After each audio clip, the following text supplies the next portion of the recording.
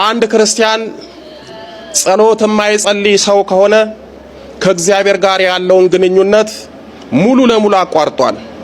ሰው ከእግዚአብሔር ጋር የሚገናኘው በጸሎትና በጸሎት ብቻ ስለሆነ አንድ ሰው የዕለት አምልኮት ሕይወት ከሌለው ከእግዚአብሔር ጋር ያለውን መለኮታዊ ግንኙነት ሰማያዊ ሕይወት አቋርጦታል ማለት ነው። ጸሎት ማለት ከእግዚአብሔር ጋር የምንገናኝበት ሰማያዊ መንገድ ነው። ጸሎት ማለት ሰረገላ ነው። ወደ እግዚአብሔር ከፍ ያደርገናል፣ ወደ እግዚአብሔር ያወጣናል። ጸሎት ማለት መሰላል ነው። ወደ እግዚአብሔር የምንሄድበት፣ እግዚአብሔር ደግሞ ወደኛ የሚመጣበት ብርሃናዊ መንገድ ነው። አንድ ክርስቲያን ጸሎት ተወ ማለት ባጭሩ እግዚአብሔርን ተወ ማለት ነው። እግዚአብሔርን የተወ ሰው ደግሞ ከእግዚአብሔር ምንም ሊያገኝ አይችልም። ብዙዎቻችን በዚህ ዘመን በክፉ መናፍስትና በክፉ ሰዎች የተጎዳ ነው አንዱ የጸሎት ክፍተት ስላለብን ነው። ጸሎት የማይጸልይ ሰው በጨለማ ያለ ብርሃን የሚሄድ ሰው ነው የሚመስለው። ብርሃን የሌለው መብራት ያልያዘ ሰው በጨለማ በሚሄድበት ሰዓት አንደኛ ጨለማ ይጋርደዋል፣ ሁለተኛ እንቅፋት ይመታዋል፣ ሶስተኛ ደግሞ ከገደል ይከተዋል። ጸሎት የማይጸልይ ሰው ቤቱንና መስኮቱን የቤቱን መስኮትና በር ክፍት አድርጎ የሚተኛ ሰው ነው። በጨለማ የሚሄድ ሰው እንቅፋት እንደሚመታው ከጉድጓድ እንደሚከተው ሁሉ የማይጸልይ ሰው እንቅፋት የሆነ ሰይጣን ይመታዋል፣ ይፈትነዋል። ጸሎት የማይጸልይ ሰው ወደ ጉድጓድ በጨለማ እንደሚገባ ሁሉ ወደ ክፉ ሕይወት ውስጥ ይገባል። ጸሎት የማይጸልይ ሰው በሩን ቤቱን ክፍት አድርጎ እንደሚተኛ ሰው የሚመሰለው ክፉ መንፈስም ክፉ ሰዎችም ይገቡበታል። በርና መስኮት የሌለው ቤት የሌባና የውሻ መፈንጫና መጫወቻ ነው። ዛሬ በሕይወታችን የጸሎት በር ስለሌለን፣ የተዘጋ ሕይወት ስለሌለን፣ ሕይወታችን በአራቱም አቅጣጫ የተከፈተ ስለሆነ ክፉ መንፈስም ይገባል፣ ክፉ ሰዎችም ይጠጋል። በዚህ ምክንያት ሕይወታችን የፈተና ሆኗል። እንደ ቤተ ክርስቲያናችን ደግሞ አጋዕዝተ ዓለም ሥላሴ ፈጠሩን ብለን እንደምናምን እንደ አንድ ኦርቶዶክስ ደግሞ አጋዕዝተ ዓለም ሥላሴን መለመንና መማጸን ይገባናል። ቤተ ክርስቲያናችን እኛ የሥላሴ ልጆች አጋዕዝተ ዓለም ሥላሴን እንድናመሰግን፣ እንድናስባቸው፣ እንድንማጸናቸው ከሰጠችን ጸሎት አንዱ ታላቁ ሰይፈ ሥላሴ የሚባል ጸሎት ነው። ምን የሚባል ነው ጸሎት አልኳችሁ? ሰይፈ ሥላሴ። ቤተ ክርስቲያናችን ይሄንን ታላቁን የሥላሴን ምስጋናና ጸሎት ወር በገባ በሰባት እንዲሁም ደግሞ በየዕለት እንድንጸልይ ታስተምረናለች፣ ትመክረናለች። አንድ ክርስቲያን ሊያዘወትረውና ሊጸልየው ከሚገባው ጸሎት ውስጥ አንዱ ሰይፈ ሥላሴ የተባለ ጸሎት ነው። ሰይፈ ሥላሴን የሚጸልይ ሰው ሥላሴን ያመሰግናል። ሰይፈ ሥላሴን የሚጸልይ ሰው ከሥላሴ ጋር ይገናኛል። ሰይፈ ሥላሴ የሚባለውን ጸሎት የሚጸልይ ሰው ከሥላሴ ጋር መለኮታዊ ውህደት ይኖረዋል። ሰይፈ ሥላሴን የሚጸልይ ሰው የሥላሴ ጸጋና በረከት ያድርበታል። ሰይፈ ሥላሴን የሚጸልይ ሰው አጋዕዝተ ዓለም ሥላሴ በሰይፈ ሥላሴያቸው አጥረው ከልለው ከክፉ ነገር ሁሉ ይጠብቁታል። ሰይፈ ሥላሴን የሚጸልይ ሰው ድንበር አፍርሶ ድንበር ጥሶ የሚመጣን ክፉ ነገር ሁሉ አጋዕዝተ ዓለም ሥላሴ ያርቁለታል። በዛሬው ዕለት አጋዕዝተ ዓለም ሥላሴን አለማመስገን፣ ሰይፈ ሥላሴን አለመጸለይ ማለት ከሥላሴ ጋር ሳይገናኙ መዋል ማደር ማለት ነው። ይሄ ደግሞ እጅግ በጣም ከባድ ነው።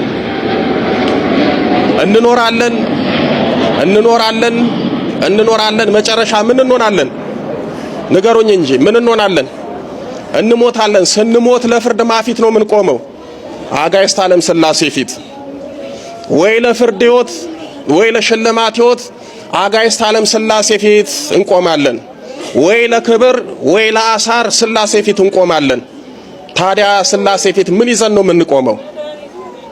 አባታችን አብርሃም ቅድም እንደሰማችሁት ለአጋዕዝተ ዓለም ለሥላሴ በእንግድነት ቤቱ ስለቀረቡ ስለመጡ ቤቱ ስለገቡ ቆንጆ የሆነ መርጦ ለይቶ ኮርማ ወይም ደግሞ ፍሪዳ አረደ አወራረደ ለስላሴ መስዋዕት አድርጎ አቀረበላቸው። አባታችን አብርሃም ለአጋዕዝተ ዓለም ስላሴ ፍሪዳውን መስዋዕት አድርጎ አቅርቧል። እንደ አብርሃም እኛ ፍሪዳ አርደን ለስላሴ ላናቀርብ እንችላለን። አባቶቻችን በፍሪዳ የመሰሉት የአጋዕዝተ ዓለም ስላሴን ምስጋና ለስላሴ ግን መሰዋት እንችላለን። አብርሃም ኮርማውን ፍሪዳውን እንዳቀረበ እኔና እናንተ ደግሞ ለስላሴ የምስጋና መስዋዕት ለስላሴ ማቅረብ እንችላለን። የምስጋና መስዋዕት ለስላሴ መስጠት እንችላለን። ይሄ ሲሆን ነው ከስላሴ ጋር የምንገናኘው። ይሄ ሲሆን ነው ከስላሴ ጋር የምንታረቀው። ይሄ ሲሆን ነው ከስላሴ ጋር ሰማያዊ እርቅ የምናገኘው። አለበለዚያ ግን ዝም ብለን ብንመላለስ ጥቅም የለውም። ስለዚህ ቤተክርስቲያናችን እኛን ልጆቿን በየዕለቱ ስላሴን የምናመሰግንበትና የምናወድስበትን ታላቁን ምስጋና እንድንጸልይ ትነግረናለች፣ ታስተምረናለች። እየሰማችሁኝ ነው አይደለ? ስለ ጸሎቱ ጥቂት ነገር ልንገራችሁ። ይህንን ታላቁን የስላሴን ምስጋና የደረሱትና የጻፉት በአጋዕዝተ ዓለም በስላሴ ፈቃድነት ታላቁ ሊቅም ጻድቅም የሆኑት አባ ስብሐት ለአብ የተባሉ ኢትዮጵያዊ ጻድቅ ናቸው። ምን አልኳችሁ? ሊቅና ምን አልኳችሁ? ሊቅም ጻድቅም የሆኑ አባ ስብሐት ለአብ ሊቅም ጻድቅም ናቸው። ቀድሞ የነበሩት አባቶቻችን ሊቅነትን ከቅድስና ጋር ይዘዋል። ወይም ደግሞ ሊቅም ጻድቅም ናቸው፣ ወይም ደግሞ ጻድቅም ሊቅም ናቸው።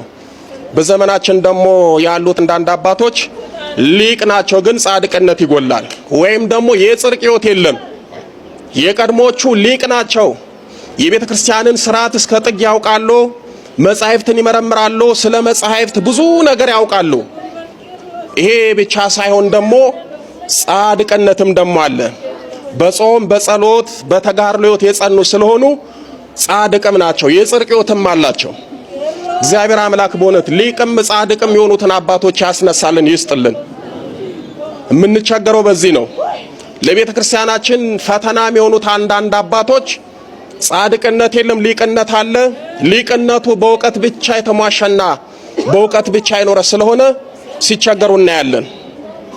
የቀድሞቹ ግን ሊቅም ጻድቅም ናቸው። አባ ስብሐት ለአብ ሊቅም ጻድቅም ስለነበሩ አጋዕዝተ ዓለም ስላሴን ይወዱና ያከብሩ ስለነበር አባታችን ቅዱስ ኤፍሬም እመቤታችንን እንዴት አርጌ ላመስግንሽ፣ እንዴት አርጌ ላስደስትሽ እያለ እንደሚያስበው፣ አባ ጊዮርጊስ ዘጋስጫ ደግሞ እመቤታችንን እንዴት አድርጌ ላወድስሽ እያሉ እንዳሰቡት አባ ስብሐት ለአብም አጋዕዝተ ዓለም ስላሴን እንዴት አድርጌ ላመስግን፣ ስላሴን እንዴት አድርጌ ላስደስት እያሉ ዕለት ዕለት ያስቡና ይጨነቁና ያስቡ ነበረ።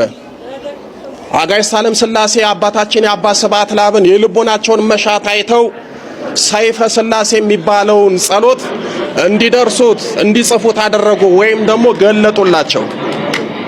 አባ ስብሐት ለአብ ሰይፈ ስላሴ የተባለውን ጸሎት ከደረሱት በኋላ በጣም የሚገርማችሁ ልብ ብላችሁ ስሙኝ። የጸሎቱን ኃያልነት ነው የምነግራችሁ። እናንተ እንደ ቀልድ የተዋችሁት የማትጸልዩት ሰይፈ ስላሴ የተባለውን ጸሎት በስም ብቻ የምታውቁት ብትጸልዩበት የምታገኙትን ጥቅም ነው የምነግራችሁ። አባታችን አባ ስብሐት ለአብ ሰይፈ ስላሴ የሚባለው ጸሎት ከተገለጠላቸው በኋላ ጸሎቱን ሲጸልዩት ጻድቁ አባታችን አባ ስብሐት ለአብ የበቁና የነቁ አባት ስለነበሩ ቅዱሳን መላእክት ለተልቆ ሲወጡ ሲወርዱ ይመለከታሉ። ሰዎችን ደግሞ የሚፈትኑትን ክፉ መናፍስትን ያያሉ፣ ይገለጥላቸዋል።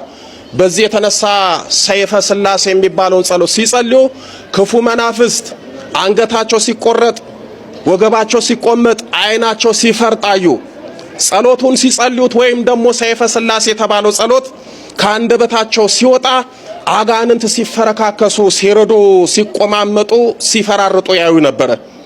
በዚህ ምክንያት ምን አሉ? ታዲያ ይሄ ምን ጸሎት ነው? ሰይፍ ነው እንጂ አሉ። በዚህ ምክንያት ሰይፈ ስላሴ ተባለ። እንደምታውቁት ሰይፍ በሁለት በኩል የተሳለ ነው፣ በሁለቱም በኩል ስል ነው። ስለዚህ ሰይፍ በሁለቱም በኩል የተሳለ ስለሆነ ያርዳል፣ ያወራርዳል፣ ወይም ደግሞ በሁለቱ ይቆርጣል። ሰይፈ ስላሴንም የሚጸልይ ሰው በአንድ መልኩ ሰይፍ በሁለት በኩል የተሳለ እንደሆነ ሰይፈ ሥላሴን የሚጸልይ ሰው በሁለት በኩል የተሳለ ሰው ነው። አጋዕዝተ ዓለም ሥላሴን በአንድ ጎን ያመሰግናል፣ እንደገና ደግሞ በሌላ ጎን ደግሞ ክፉ መናፍስትን ከሱ ያርቃል። በአንድ ጎን ደግሞ አጋዕዝተ ዓለም ሥላሴን እያመሰገነ መለኮታዊ ጸጋ በረከት ያገኛል። ከዛ ደግሞ በዚህ ጎን ደግሞ ችግሩን ይፈታል፣ የሥላሴን ጸጋ በረከት ያገኛል። በዚህ ምክንያት ሰይፈ ሥላሴ ተብሏል። እባካችሁ ይሄንን ታላቅ ጸሎት ጸልዩት፣ ትጠቀሙበታላችሁ፣ ታተርፉበታላችሁ፣ ከሥላሴ ትገናኙበታላችሁ። ጸሎቱ እኔ በቃል እንደምነግራችሁ አይደለም። ምናልባት ወደ ሕይወታችሁ አንጥታችሁ ብትጸልዩት ብዙ ጸጋ በረከቶችን ታገኙበታላችሁ፣ ብዙ ሰማያዊ በረከትን ታተርፉበታላችሁ፣ ከሥላሴ ጋር ትወዳጁበታላችሁ። ቅድም እንደነገርኳችሁ እኛ የሰው ልጆች በማን አምሳል ነው የተፈጠርነው? በሥላሴ አርአያና አምሳል እስከተፈጠርን ድረስ ወይም ደግሞ ሥላሴ እስከፈጠሩን ድረስ አጋዕዝተ ዓለም ሥላሴን የማመስገን ውዴታ ሳይሆን ግዴታ አለብን። በዚህ በኦሪት ዘፍጥረት በምዕራፍ 1 ቁጥር 26 ላይ እግዚአብሔርም አለ ሰውን በመልካችን እንደ ምሳሌያችን እንፍጠር አለ። እኛ የሰው ልጆች የሥላሴ አምሳል ነን፣ የሥላሴ መልክ ነን። ሰው ማለት የሥላሴ መልክና ስል የተሳለበት ልዩና ክቡር ፍጡር ነው። ሰው ማለት የሥላሴ መለኮታዊ እስትንፋስ ያለበት ሕያው የሚሆን ዘላለማዊ ፍጡር ነው፣ በራሳችን የሞትን ጣጣ ካላመጣን በስተቀር። ስለዚህ ሥላሴን የማመስገን ውዴታ ሳይሆን ግዴታ አለብን። እባካችሁ የፈጠሩን ሥላሴ ናቸው። ቢቻላችሁ በየዕለቱ ሰይፈ ሥላሴን ጸልዩት። ሰይፈ ሥላሴ ለኔና ለናንተ አባቶቻችን በሚገባን ግራ በማያጋባን በሚመጥነን መልኩ ነው ጊዜያችንና ሰዓታችንን አይተው ያስቀመጡልን። ሰይፈ ሥላሴ የሚባለው ጸሎት የራሱ መቅደም አለው። ግድ የለም መቅደሙን እንኳን ተውት። ልክ እንደ ውዳሴ ማርያም የዘውትር አለው። የዘውትር ሰይፈ ሥላሴን ከጸለያችሁ በኋላ ደግሞ የዕለት አለው፣ ወይም ደግሞ ከሰኞ እስከ እሑድ አለው ማለት ነው። ውዳሴ ማርያምን የሚጸልይ ሰው ሰይፈ ሥላሴን ለመጸለይ አይቸገርም። ምክንያቱም አንድ አይነት አቀራረብ ስላለው ማለት ነው። ስለዚህ በየወሩ ሳይሆን በየዕለቱ ሰይፈ ሥላሴን ጸልዩ። ቢቻላችሁ ከቤት ከመውጣታችሁ በፊት ሰይፈ ሥላሴን ጸልያችሁ አጋዕዝተ ዓለም ሥላሴን ተማጽናችሁ ሥላሴን ለምናችሁ ሄዱ። ይህንን የምታደርጉ ከሆነ የሥላሴን ጸጋ በረከት ታገኛላችሁ።